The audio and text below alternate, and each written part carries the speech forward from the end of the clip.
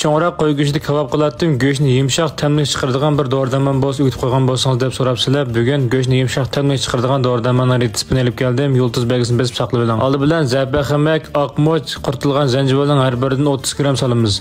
Qarmushdan 15 gram solamiz. Yumg'oq sutining urqidan 15 gram solamiz. Mazmunimizni qo'llab bir tal yurakni alt raqamlarni yo'llab qo'ying. Zarangizdan 15 gram solamiz.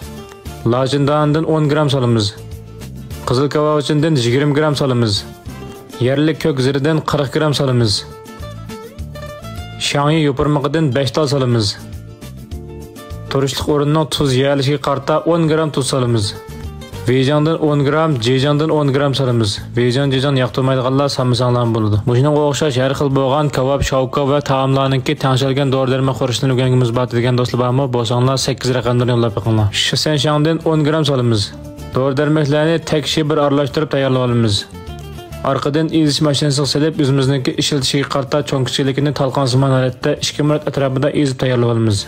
Ezib bo'lgan dori-darmonni bir tal qochiq to'kib olgandan keyin ustiga 30 gram oq kunja silib o'tib, yana bir aralashtirib o'tgandan keyin 1 kilogram go'shtga 10 gram to'g'irlab ishlasak bo'ladi. O'lchamlik holatda isil dori-darmonlar bilan tangshalgan ziqli kebab, tunur kebab, shir dorisi, shovkona, sapmi xurchi, shovkojon va